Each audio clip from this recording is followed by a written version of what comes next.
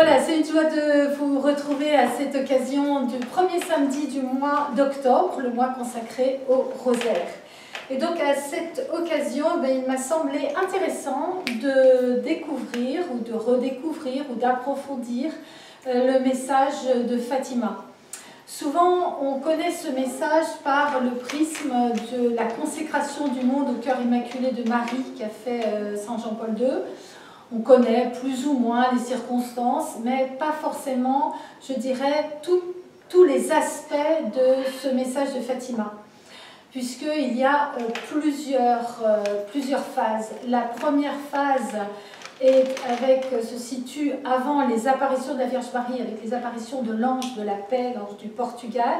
Après, il y a le 13 de chaque mois, entre mai et octobre 1917, les apparitions de la Vierge Marie avec des demandes spécifiques de Marie. Et puis, plus tard, en 1925, quand Marie est à nouveau apparue à Lucie, la seule voyante qui restait, pour compléter en fait ces demandes. Alors, je ne vais pas tout aborder aujourd'hui, parce que même dans la série d'apparitions de 1917, il y a des choses des points importants sur lesquels s'arrêter. Donc, je commence aujourd'hui, et puis dans les prochains samedis, je compléterai cet enseignement, cette découverte de l'histoire de Fatima. Déjà, il faut remettre dans le contexte.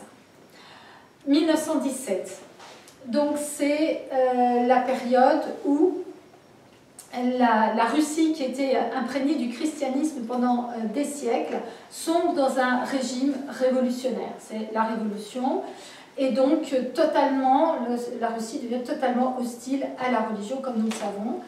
Et donc ça va se perpétrer, se développer, se perpétrer au cours du XXe siècle jusqu'à l'attentat de Jean-Paul II. Le 13 mai 1917, c'est la première apparition de Marie, comme je le disais, mais ça fera l'objet d'un autre enseignement, précédé d'apparition de l'ange, qui a un message centré sur l'Eucharistie. Donc 13 mai 1917, première apparition de la Vierge Marie. Le même jour, au Vatican, il y a l'ordination épiscopale du futur pape Pie XII, qui deviendra pape en 1939. Voilà. Et donc, Pie XII a été très interpellé par le fait que le jour de son ordination épiscopale, il y a eu cette apparition, cette première apparition à Fatima. Cette année 1917 est marquée aussi par la commémoration des 200 ans de la franc-maçonnerie, de la fondation de la franc-maçonnerie. Et à cette occasion, la franc-maçonnerie organise une manifestation sur la place Saint-Pierre, sous les fenêtres du Saint-Père, et on peut lire sur les banderoles « Satan régnera au Vatican et le pape sera son esclave ». Ça, c'est les banderoles qui sont affichées là. Voilà. Et donc, cette année-là, c'est Benoît XV qui est sur le siège de Pierre. Alors, entrons un peu maintenant dans l'histoire et les demandes de la Vierge Marie. Le 13 juillet 1917, Marie dit à Fatima, aux 3 enfants, donc vous savez qu'il y a 3 petits-enfants qui ont des apparitions de la Vierge Marie, c'est Lucie, la plus âgée, Hyacinthe et François. Hyacinthe et François vont décéder peu après, en 1919 et 1920, de maladie. Reste Lucie, qui va décéder en 2005, tout comme le pape Jean-Paul II. Elle va décéder en février. Et donc, la Vierge Marie parle des années à venir, et le texte est clair et impressionnant. Elle va dire « Si les hommes ne cessent d'offenser Dieu, une autre guerre plus terrible que celle-ci éclatera sous le pontificat de Pie XI. Lorsque vous verrez une nuit éclairée par une grande lumière inconnue, sachez que c'est le signe que Dieu vous donne et qu'il est prochain le châtiment du monde par la guerre, la famine et les persécutions contre l'Église et contre le Saint-Père.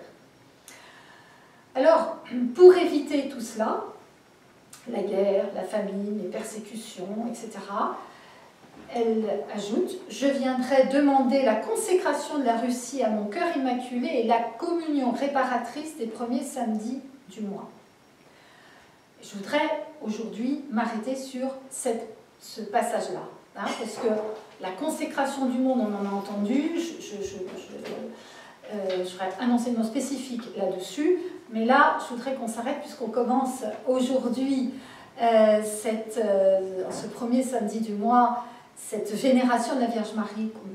Eh bien, c'est important de découvrir un peu plus ce que c'est. Donc, elle va dire, elle ajoute à la suite de ça, « Si l'on écoute mes demandes, la Russie se convertira et l'on aura la paix.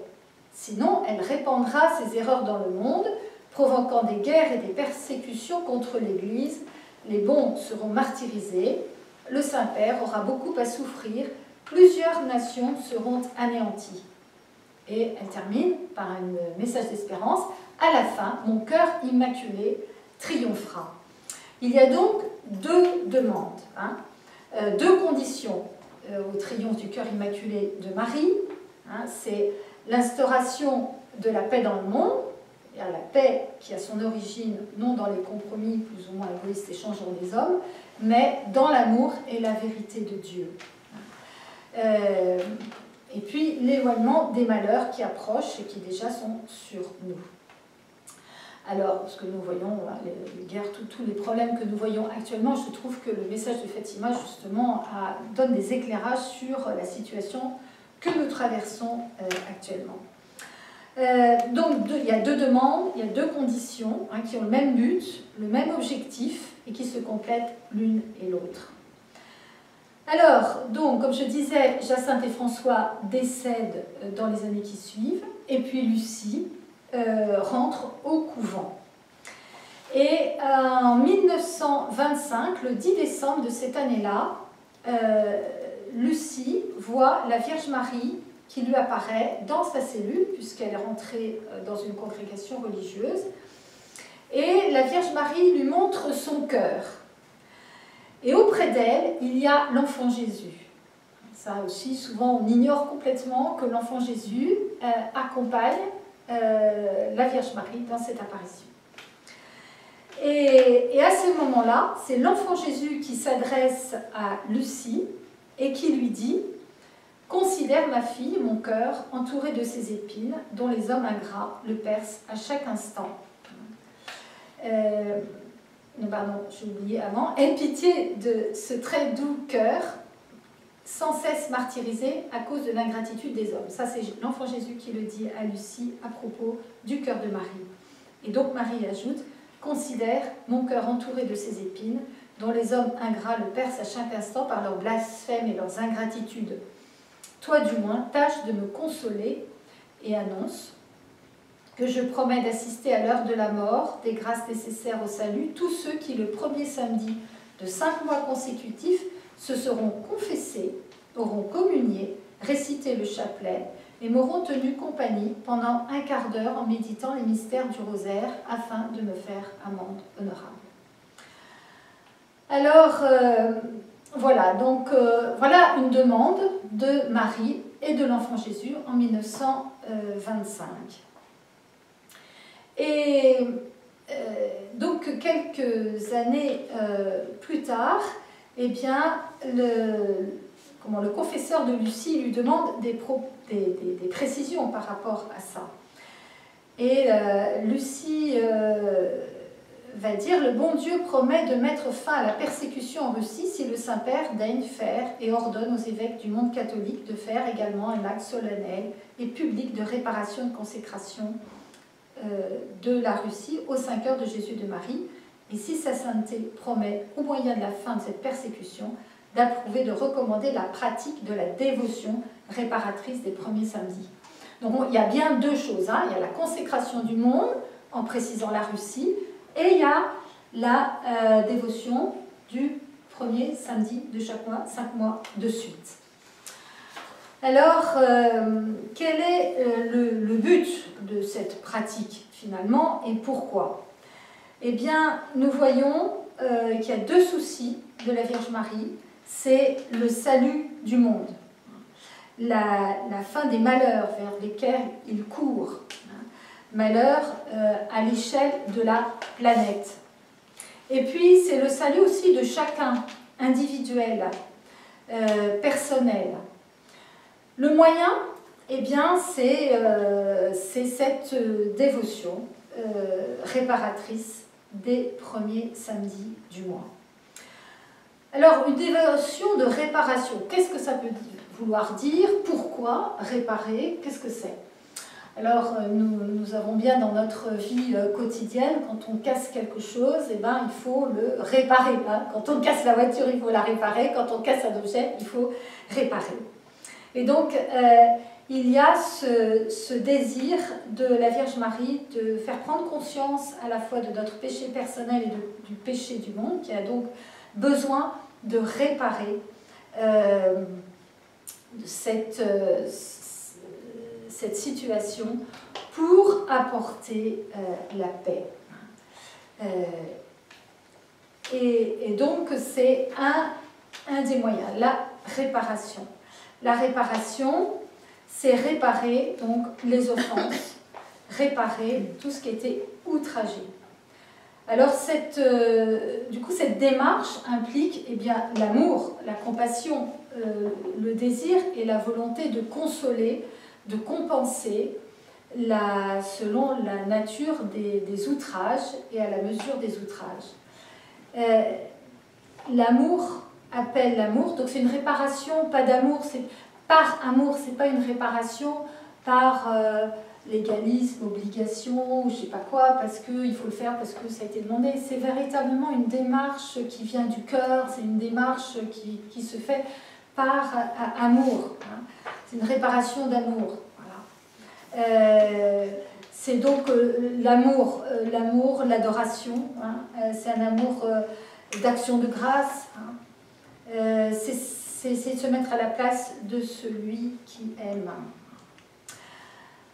Alors, quelles sont ces demandes précises pour réparer? Parce que réparer, ok, à la limite on veut bien réparer, mais comment réparer?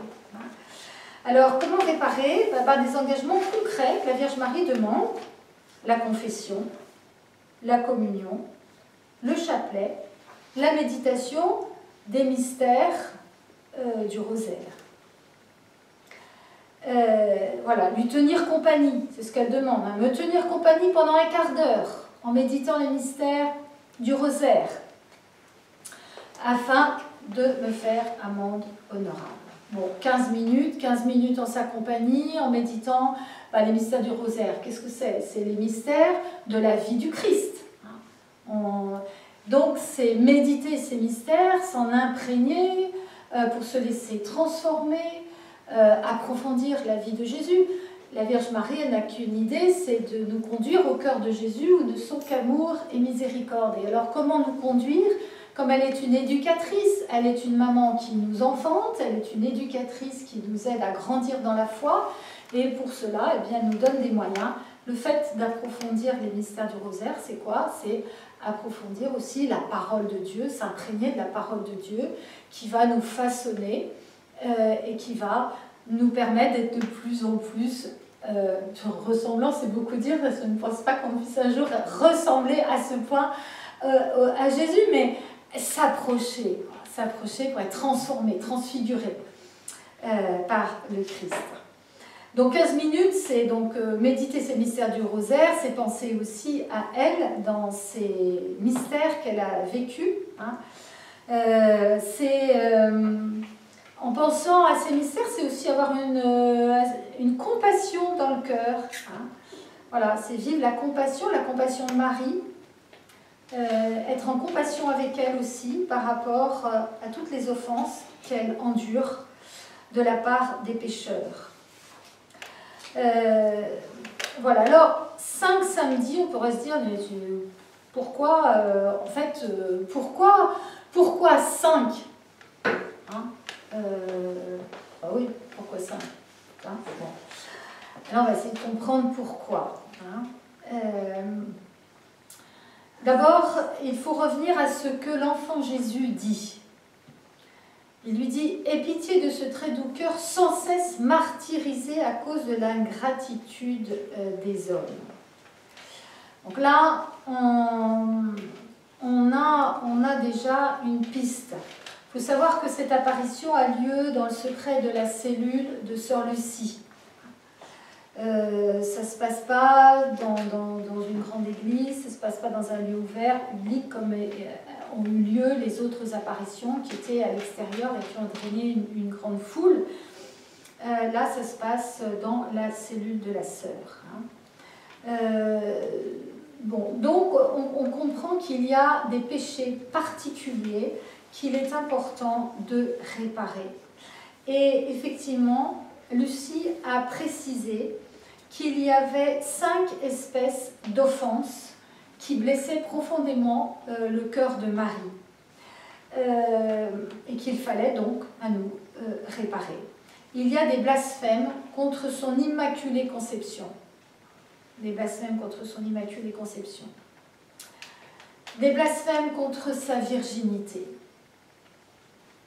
Des blasphèmes contre sa maternité divine. Et le refus de la reconnaître comme mère des hommes.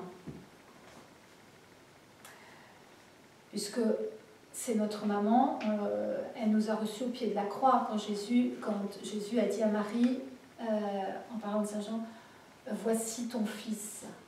Donc en ayant cette parole « Voici ton fils », eh bien c'est chacun de nous.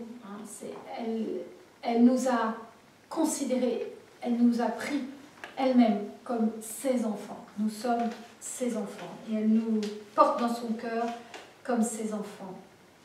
Blasphème de ceux qui cherchent publiquement à mettre dans le cœur des enfants l'indifférence ou le mépris ou la haine à l'égard de la Vierge Marie. Offense de ceux qui l'outragent directement dans ses images, les saintes images de la Vierge Marie, les statues, tout ce qui est profané dans ce sens-là. Voilà, c'est aussi une série d'offenses.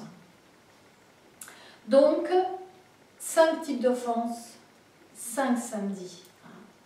Voilà. Et ces 5 espèces d'offenses, eh bien, sont des offenses particulièrement odieuses, graves.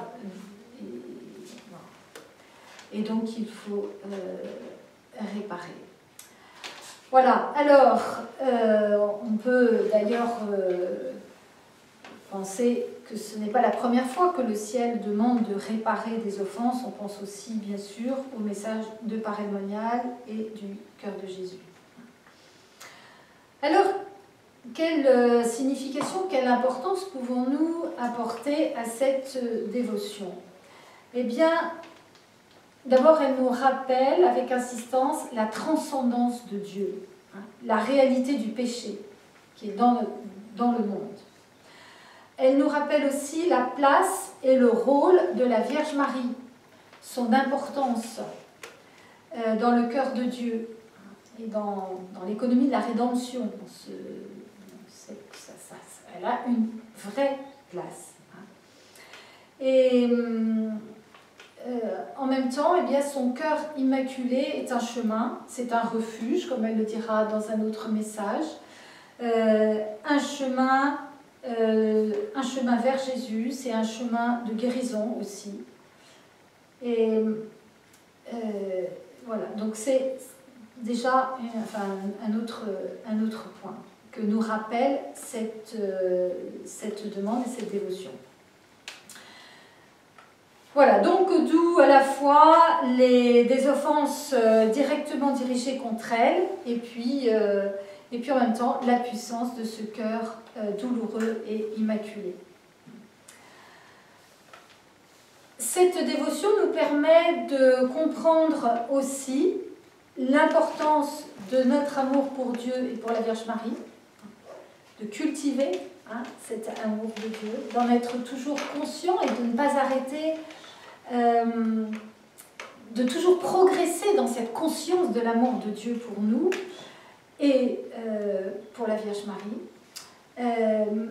L'importance de l'amour gratuit, la présence gratuite, de la compassion qui engendre la réparation. Passer 15 minutes gratuitement auprès de la Vierge Marie. Ça, simplement, gratuitement. Donc l'importance de l'amour gratuit.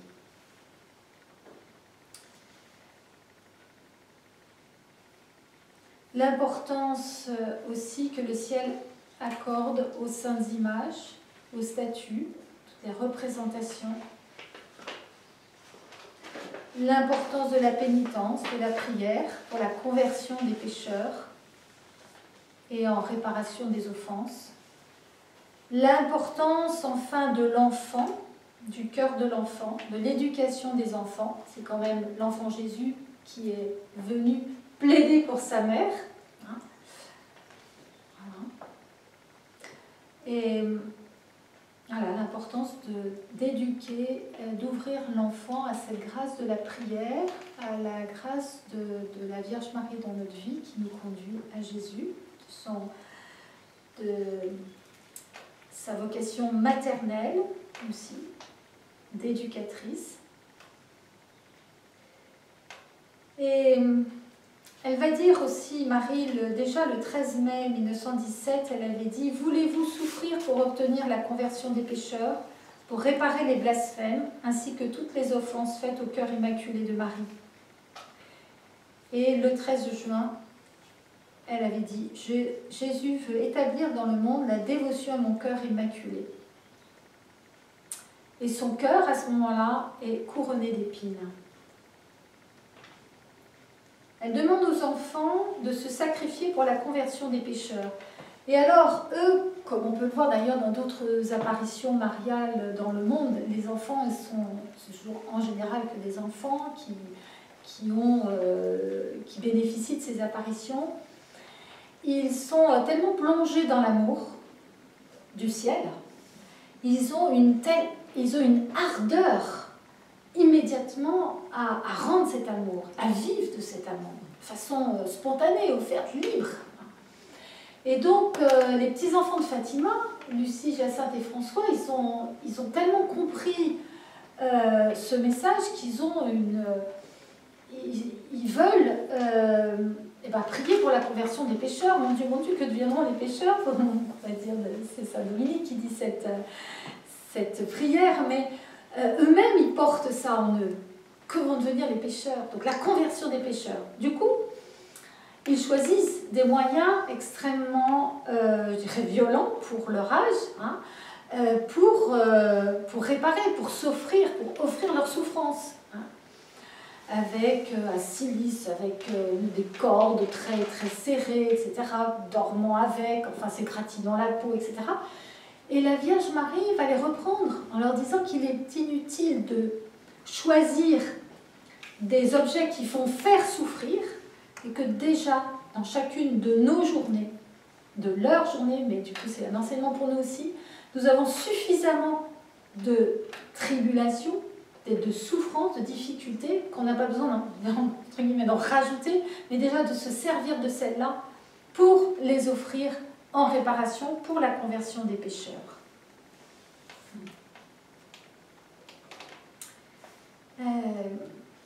Alors, elle leur dit simplement, quand ils se sacrifient, alors après des petits renoncements par rapport à la nourriture, des choses comme ça, et je crois que la Vierge Marie accueille très volontiers, d'ailleurs elle recommande le jeûne aussi dans une autre apparition, et elle va dire, quand vous vous sacrifiez, dites, « Oh Jésus, c'est par amour pour vous, c'est pour la conversion des pécheurs, et en amende honorable pour tous les outrages faits au cœur immaculé de Marie. »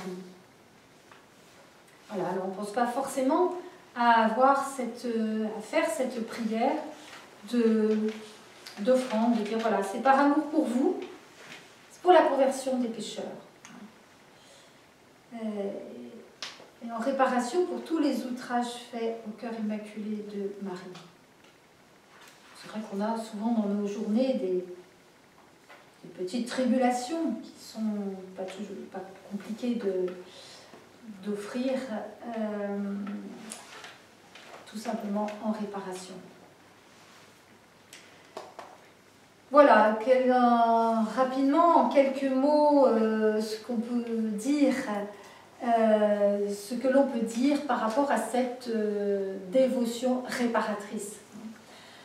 La confession en réparation, le premier samedi du mois, l'Eucharistie, la communion aussi en réparation, le chapelet médité et 15 minutes gratuitement à méditer le mystère du rosaire. Où on peut prier aussi bien sûr le rosaire tout entier ce jour-là. Alors bien sûr, je le dis, mais ça me semble être une évidence, c'est pas un rite magique, hein, c'est simplement avancer avec humilité sur les pas du Seigneur, en vue du ciel, pour accomplir ce que Dieu nous demande, ce que la Vierge Marie nous demande, et parce que qu'est-ce qu'elle veut? C'est que le monde soit en paix, que nous-mêmes ayons une vie de sainteté, donc une vie joyeuse, puisque la sainteté donne la joie parfaite, et nous permet de vivre déjà du ciel. Voilà, je resterai sur ces quelques mots.